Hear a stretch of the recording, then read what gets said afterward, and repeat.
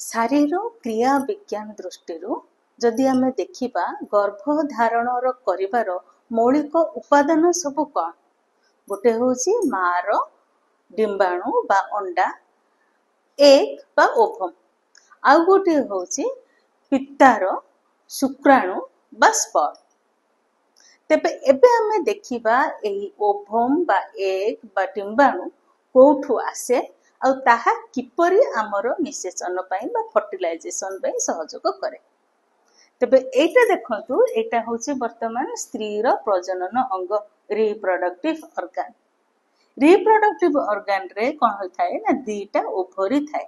Ovary बा अंडाशय ovary रे कोन हुए ना अंडा मानकर उत्पादन हुए ओभम रो उत्पादन हुए सेठी गच्छित रहे आउ प्रत्येक मासरे से गच्छित थिबा जो अंडा मानक भितरु गोटे सुस्थ आउ विकसित अंडा परिपक्व हुए बा मैच्योर हुए।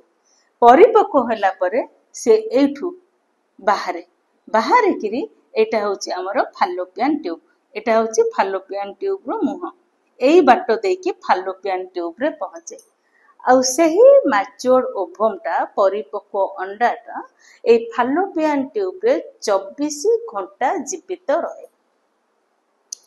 आउ एठी जते बेले ओभमटी थाए सेते बेले जदी हमर ए जोनी मार्ग देई गर्भाशय ग्रीवा देई आ गर्भाशय देई फालोपियन ट्यूब रे स्पर्म टी पहुंचे बा आगुरु सेठी स्पर्म टी थाए तेबे सेठी फर्टिलाइजेशन होबार संभावना थाए।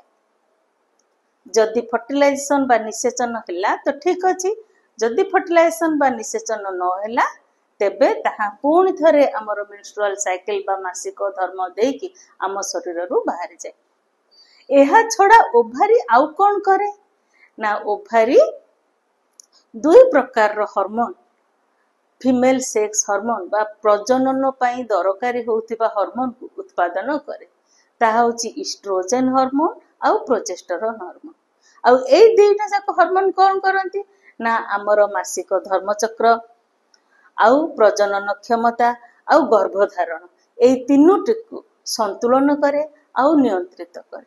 एहा छडा ओभरी आहुरी अनेक प्रकार रो हार्मोन को बहुत कम परिमाण रे उत्पादन करे। ता होची रिलैक्सिन हार्मोन आउ एंड्रोजन हार्मोन। एहा परे कोन हैला ना जेते बेले ओभारी रु ओभम टी बाहरिला फालोपियन ट्यूब रे पहुंचिला आ सेठी गोटाए दिन मात्र रहिला। एठी मन रखिबा को हबो जे हमर फालोपियन ट्यूब रे ओभम टी केवल गोटिए दिन पई बा 24 घंटा पई जीवित रहे। एहा परे आसुची हमर स्पर्म बा शुक्राणु बा शुक्रकीट। एहा केमिति आसिकिरी एही रिप्रोडक्टिव ट्रैक्ट रे बा प्रजनन प्रणाली रे पहुंचिबो। एथि पई सहवास समय रे हमरो जो स्पर्म बा शुक्र बाहरे ताहा ए जोनी मार्ग देई गर्भाशय ग्रीवा रे पहुंचे आ गर्भाशय ग्रीवा रु गर्भाशय देकी फालोपियन ट्यूब रे पहुंचे। आ प्रति स्खलन रे बा इजाकुलेशन रे हमरो 10 रु 20 मिलियन नंबर रे शुक्राणु बाहरी थाए। किंतु सही परी जेमती गोटे सुस्थ आ विकसित शुक्राणु टिए हमर फर्टिलाइजेशन पई की दरकार हुए। तेणु सुस्थ आ विकसित स्पर्म पई की सही समय रे सही पुरुषर शारीरिक स्थिति उपरे स्पर्म रो क्वालिटी आ क्वांटिटी टा निर्भर करे। तेणु आमे जानिले जदि फर्टिलाइजेशन दरकार हबो गर्भधारण दरकार हबो तेबे स्पर्म टी एठी 3-4 दिन बंचिला आ ओभम टी गोटे दिन बंचिला।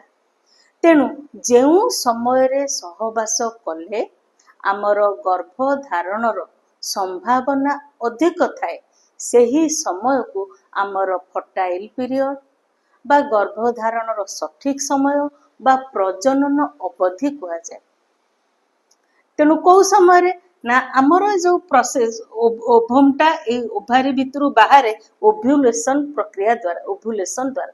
तेणु ओव्यूलेशन हबार 3-4 दिन पूर्वरु ओभुलेशन दिन आ ओभुलेशन रो पर दिन जेहेतु ओभुलेशन रो 24 घंटा पर्यंत आमर ओभमटा बंचुची जीवित रोचे तेणु यही पीरियड को आमर फर्टाइल पीरियड कह जाए।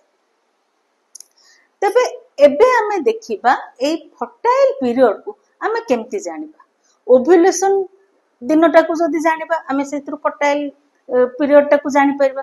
तेणु ओभुलेशन जानिबार कोन विधि अछि ओभुलेशन जानिबा माने मासिक स्त्री लोकटर मासिक धर्मचक्र को जानिबार आवश्यकता अछि। तार मासिक धर्मचक्र नियमित होची बा अनियमित व्यवधान होची जदि स्त्री लोकटी जानिछि ठीक अछि जदि स्त्री लोकटी जानि नाही सेथि पई हमकु ताकु 3 मास अपेक्षा करिया को पड़िबो। आ प्रत्येक मासरे तार जो धर्मचक्र बा मेंस्ट्रुअल साइकिल होउतिबो से मेंस्ट्रुअल साइकिल रो दिन को डेट को नोट करिया को पड़िबो। आ तार जो परवर्ती मेंस्ट्रुअल साइकिल हबो तार दिन को नोट करबो ता परवर्ती जो मेंस्ट्रुअल साइकिल हबो ता दिन को नोट करबो। सेइथरो जाना पड़िबो जे गोटे मेंस्ट्रुअल साइकिल रो आ गोटे मेंस्ट्रुअल साइकिल रो अवधि तार केते दिन रहउछ।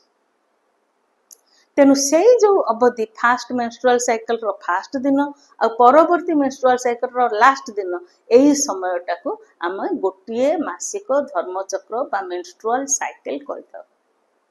प्रायतः समस्तक पाखरे 28 दिन रो व्यवधान थाए बा 28 दिन रो साइकिल हेता किंतु आउर केतेक पाखरे 26 दिन 27 दिन 28 दिन 29 दिन 30 दिन 31 दिन 32 दिन 26 रु 32 दिन पर्यंत रो मध्य व्यवधान थाए। तेणु आमे उदाहरण स्वरूप नबा 28 दिनिया साइकिल जदि 28 दिनिया साइकिल होची तेणु सेई माटी रो ओभुलेशन केबे हबो ना तार जो परवर्ती साइकिल हबो जो डेट रे हबो आमे से डेटटा जानिले सेई डेट रो 14 दिन पूर्व अर्थात 14 दिन दिन तार ओभुलेशन हबो। तेणु 14 दिन जदि ओभुलेशन हैला तार फर्टाइल पीरियड केबे हबो ना तार 3-4 दिन पूर्वरु सेई दिन आ तार गोटे दिन आगो।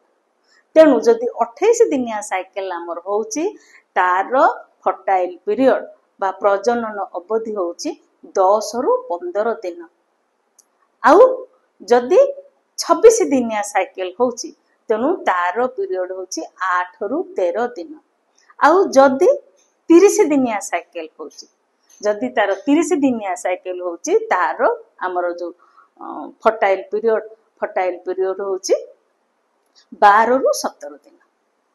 तेणु आमे ओभुलेशन दिन को हिसाब करके फर्टाइल पीरियड को हिसाब करि परिबा आ सही समय रे सहवास कले हमर गर्भधारण रो अधिक संभावना थाए। किंतु एठी प्रश्न उठे प्रायतः देखा जाए जे हमर मेंस्ट्रुअल साइकिल रो मासिक धर्म रो सरिबार जस्ट परे परे हमर दंपति माने सहवास करिथांती किंतु जो माने गर्भ रखिबा पई इच्छुक गर्भधारण पई इच्छुक से भली दंपति माने एही फर्टाइल पीरियड रे ही सहवास करबा दरकार। किंतु ता आगुरु जदि आमे सहवास करथिबा तेबे शुक्र कीट दुर्बल होई जिबार संभावना मध्ये देखा जाय। आहुरी गोटे बिंदु होउची आमे देखिले जेमती गोटे सुस्थ पिता पाखरु गोटे सुस्थ स्पर्म बा शुक्राणु बाहर थाए सेमती गोटे सुस्थ माँ पाखरु गोटे सुस्थ डिंबाणु मध्य बाहर थाए ओभम बाहर थाए।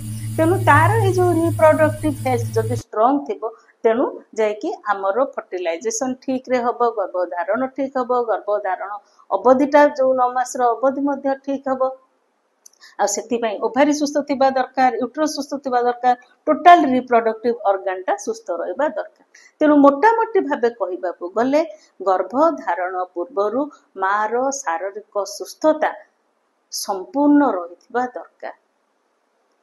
एठी कहिबार तात्पर्य होउछि ए सबु आलोचना रु आमे मुख्यतः एया जानिले जे गर्भधारण पूर्वर जत्न उभय पिता आ माता को निहाती भाबरे करिबा उचित आउ आमर गर्भधारण रो सठिक समय को मध्य आमे निहाती जानिबा उचित। धन्यवाद।